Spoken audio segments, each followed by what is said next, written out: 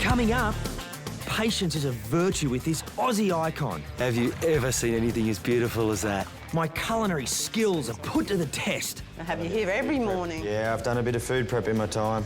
And it's feeding time for our boy Elvis. On the rope. Nice. Boy, it's low. Yeah. I'm used to this being underwater. The boys and I are on a mission. 240 kilometres southwest of the Australian Reptile Park on the Fish River. There's an Aussie icon here we like to keep an eye on.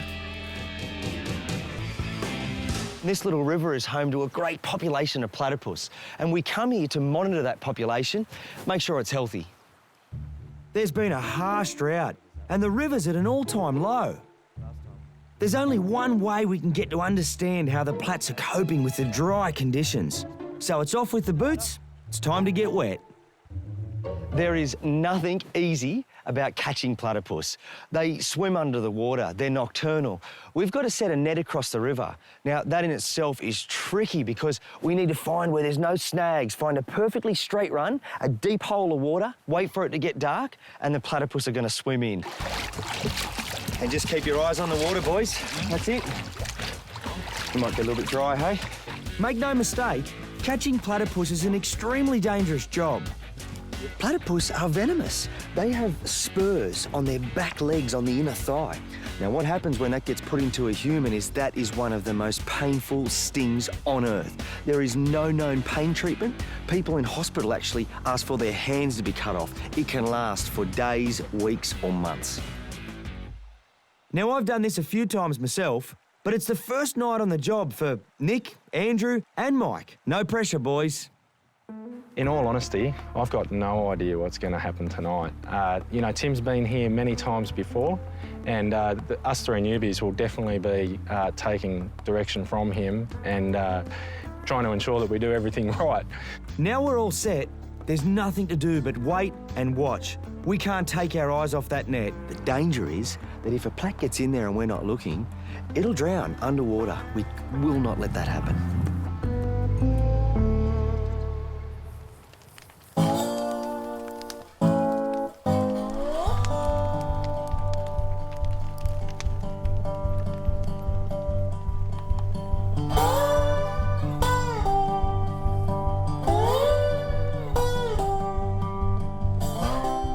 It's not long before the sun drops, and with a good supply of coffee and eyes peeled, it's just a matter of sitting it out until that net gives us a sign.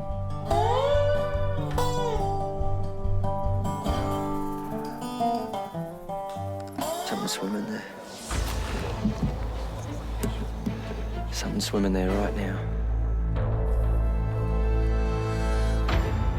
Once we catch a plat and the boy's going up and down, there's no easy way of doing it. In the river we go, all of us. Scissors, lights, gloves. Yeah. OK, keep an eye on the rest of that net, Nico. Got to get that plat out of the net quickly, above the water, and then bring it out. I mean, it's possible that a plat trapped underwater can drown. It's our first plat. And it's a big female.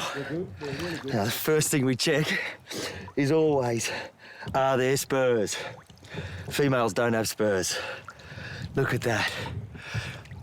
Have you ever seen anything as beautiful as that? Hello. The female now goes in a bag, on some grass in a box. Now, we do that because we can't get the data from her now and release her because we'll catch her over and over again. We don't want to put her through that. That's it, mate. Close it up. Now, do you want to just take her a couple of metres up there where she's nice and quiet? Within minutes, we're back in the water. And this plat's putting up a fight. A big one at that. Oh, one more. I should have him. I should have him. OK, one leg. That's it. I knew we'd get a big male. There's always one, a territorial male. You can see it is massive. Look at this. How big is that? But how good is that to get something of this size, this age? This is a big male platypus. And those spurs right there are one of the most painful stings on Earth. You take him, mate. Yep. You got him? You did well out in the water there. Good. You got him? Good, I'm good. Right, mate. 1, 2, 3 in, beauty. Let's go and sit down and wait for another one, hey? That's 2 successful catches. I'm hoping for a few more tonight, so it's back to the bank. The boys wait in anticipation for another plat. But as the night draws on, I'm worried by the lack of movement in the river. It's been a long time now and there's still no plats. But I've been around long enough to know that patience will normally pay off, but I'm getting nervous. Just got to keep waiting, mate. Be patient, it'll happen.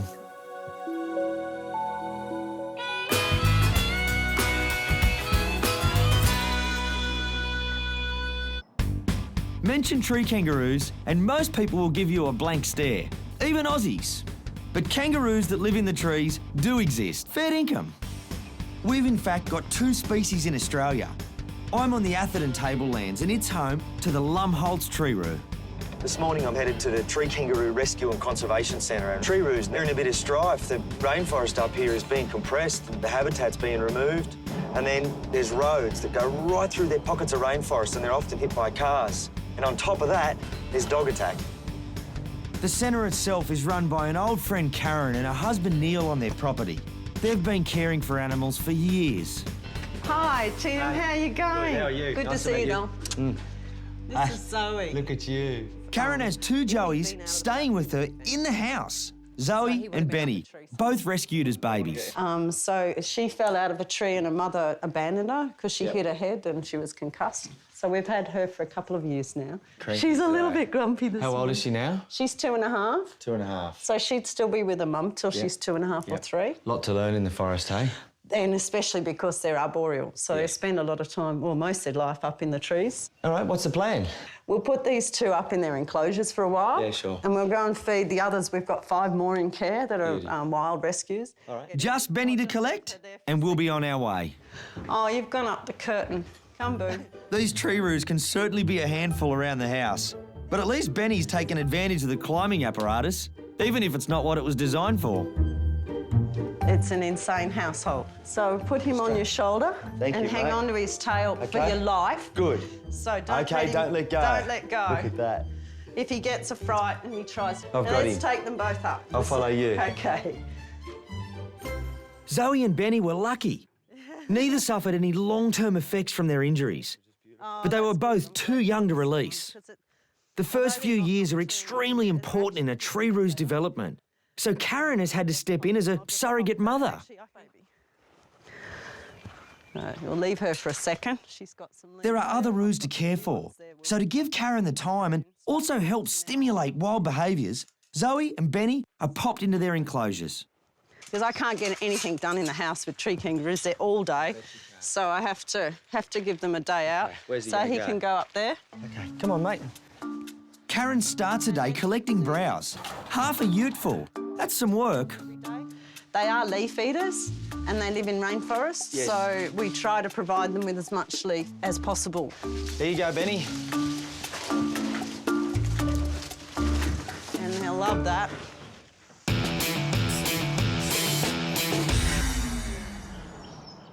Hello, Elvis. It's your lucky day. Every now and again, we like to give our saltwater crocodile Elvis a treat. Hello, Elvis. Look at this, buddy. It's a set menu today.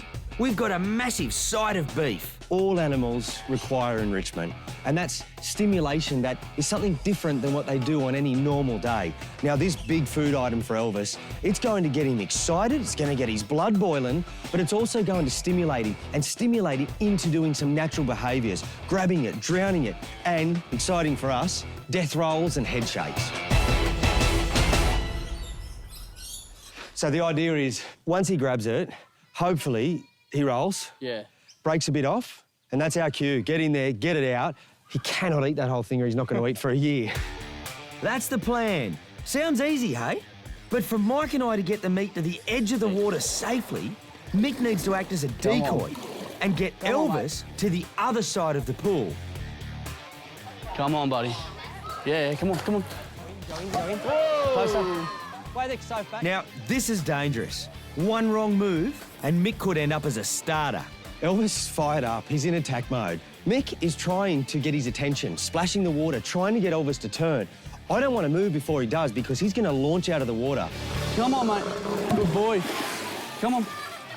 And if history's anything to go by, Elvis won't think twice of making a meal of Mick. Elvis has eaten a lot of strange things. A lawnmower, his girlfriends, and he's even eaten a camera. Where is he, Mick? Oh, he's at the corner. He's at the corner. Yep, very good. Sit him down, nice and close. OK, he's at the corner. Just going to bring him around. Just going to jump in front of you for a second. Yep. Come on now. So? Come on, mate. Mick's done his job beautifully. Elvis is fired up and he's coming fast. Now, Mike and I have got to grab the side of beef and launch it to Elvis. But who knows what he might do? I don't want him charging out of the water at us. That's what I'm worried about.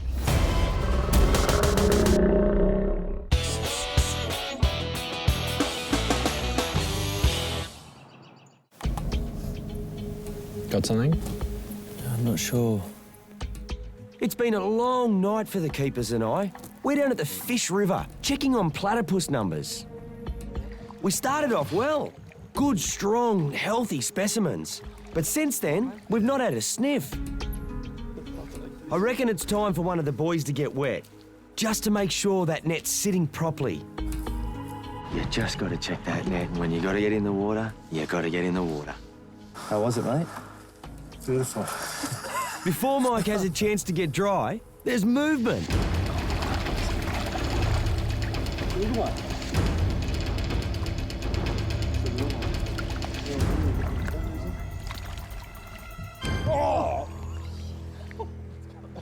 Now, female plats don't have the venomous spurs like the males, but they've got a trick up their sleeve I've never seen before, and that was she had an amount of poo in there that when we caught her, squirted right out in Mike's face.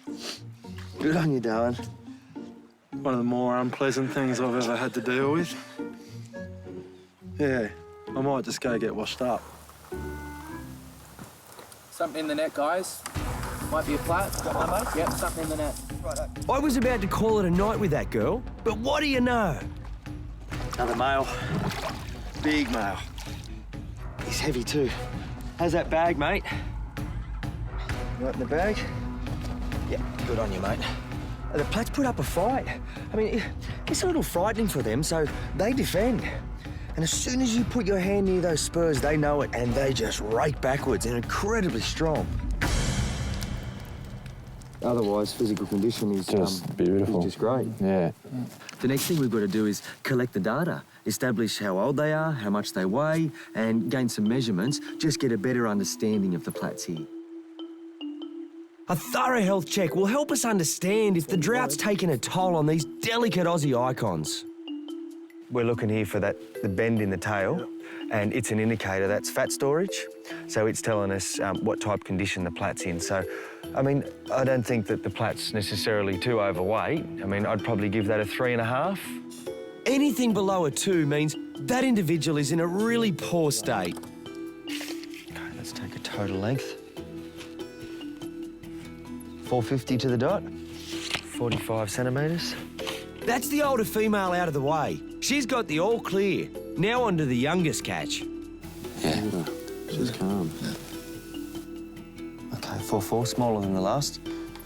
Catching a juvenile is everything because it means that everything is moving forward. The next generation is here. We're pretty lucky to see you, aren't we? We're pretty lucky to see you.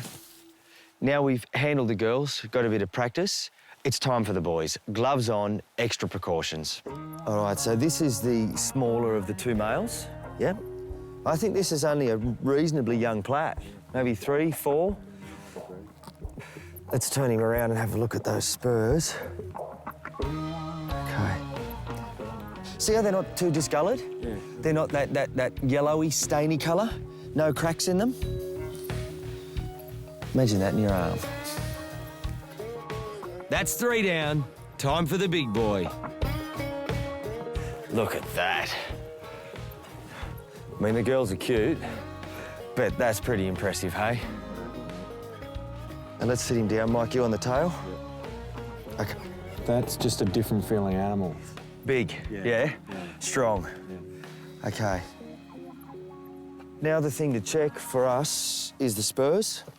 Okay, so look at the difference between this and the smaller male. Hey, there's venom on the end of that spur. This big boy, he's ready to unleash that venom. I look down at the spur and there's droplets of venom just seeping off the end. I mean, he's definitely older than the last male. For sure. I think it's hard to say how old he is, perhaps 5, 6, perhaps 9, 10. I mean, we know that he's mature. I think we're going to have to leave it at that with him. He's the king, though. He's the king. Yeah. That was good. 4 plats, all different ages and sizes. Main thing is they're all healthy. That's brilliant. We've even got a young plat that says this whole system is ticking over. Now for the special part, letting them go. That was a good release, mate. Yeah. Yeah. First wild plat. Yeah. Off you go, sweetheart. They're calm, hey? Yeah, they are. Yeah. Very settled. She knows where she is. Okay, when you're ready, mate. How good's that? Absolutely gorgeous. That was the big boy, hey? Yeah. Yeah. It's time for the final release. Although this grumpy girl gave Mike a hard time earlier in the night, I don't think he holds any grudges. That's your special little girl? That's my special little girl, yeah. Time to go. See you later. Coming down here tonight and seeing the plats in the wild, I think has been beyond all of my expectations. I'm wrapped. It was just unreal.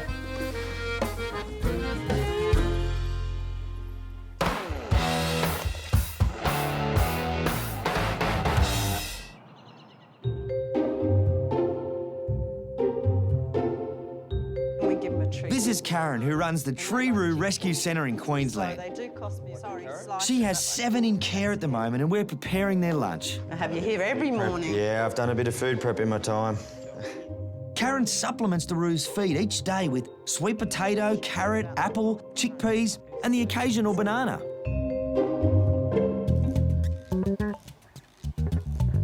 Lumholts are only found on the tablelands and only in what's left of the rainforest. That means they're travelling across open land and roads to feed. That leads them straight into danger. Space is limited, which isn't helped by the fact Karen has had 22 roos pass through her care in the past year alone. Shelley was hit by a car and you'll see she's totally blind. She's Yes. got dislocated lenses, Yes. so her eyes are white. Spot the tree-roo amongst the leaves on, and this is just in a cage. Here she is. Hello. Do you want some of this? Walking around, I just can't get that number out of my head. 22 tree-roos passing through here in a year. It's just worrying. If people aren't more careful on the roads, we could have an extinction on our hands. Here she is. Yep. This is Ruby. Ruby. She's a beautiful little girl, but you can see she's got cataracts and a Yes. dislocated lens. So Yep. she was hit by a car. The left eye's okay. Yeah, so I don't want to release an animal that can only see out of one eye. Sure. Tree-roos jump from branch to branch and they need 2 eyes to be able to do that. Absolutely. So after feeding Ruby, it's on to Scotty. He was found bouncing around a nearby town, bumping into things. He is a little bit strange, this boy. Is he? So this is Scotty. I would normally Hello, not Scotty. do this with a wild animal, but we will have to go in with him. He thinks I'm his mum. Yep. So you would think that I hand-raised him. Yep. He's an adorable little boy. Okay, that's it. We're done. Yeah. I'll jump out. Time for Zoe's exercise now. This is where I get to see just how agile tree-roos are up in the trees. They do like their enclosures, but they love the trees better. Yep. Yeah, this is it. So we just bring around here to where the rope is. Remember, Zoe and Benny are in a considerably better state than the other roos in Karen's care and could one day be released back to the wild. It's therefore important that they get as much experience in the trees as possible.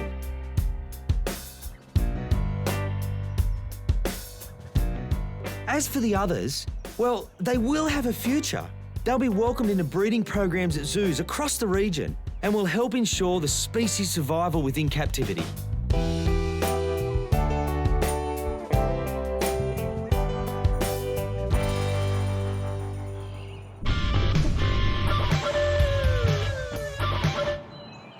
Where is he, Mick?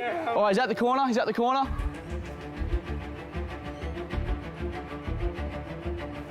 We've got a surprise in store for our cranky croc Elvis today. We've got a massive side of beef that should stimulate his natural predatory behaviour.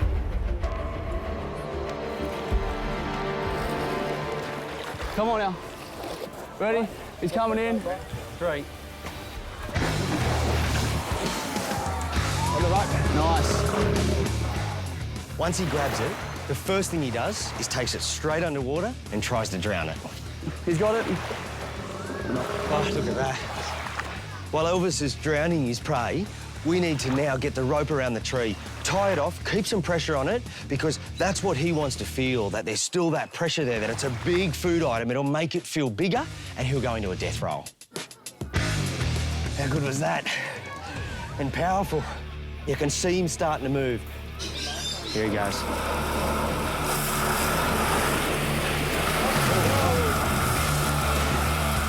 Wow, that was incredible. Now, he didn't just roll once, but a few times. Crocs use the death roll because they don't have a knife and fork like us. They need to be able to roll and break through bone, muscle, tissue, sinews, and break off a piece that's small enough for them to swallow. And that's about the size of a basketball. Oh, straight through the ribs. Good boy. That's really good. Oh.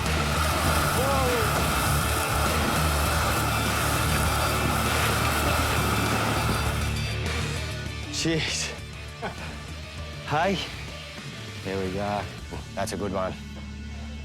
All we're waiting for now is for him to break that last corner off. He might do another roll or two, but then he's just going to shake it off.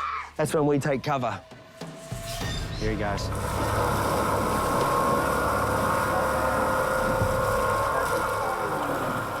Let's get it. Elvis has ripped a piece off about the size of a football. Now, he has to come up to swallow it, or it'll take a lungful of water. Now, before he does that, we got to get that big chunk out, or he's not going to eat for a year. Chunk out. Yep, chunk out. Beauty. That was amazing. Crocs, truly awesome. And he's unharmed, we're unharmed. We got to see a side of Elvis that we wanted to see. And what makes me happiest is just thinking about how Elvis must feel right now. That's good. Well done. Yeah. Got it, rolled it, ate it, and burped. Yeah, classic or croc, eh? Yeah. Yeah. Great. Good boy.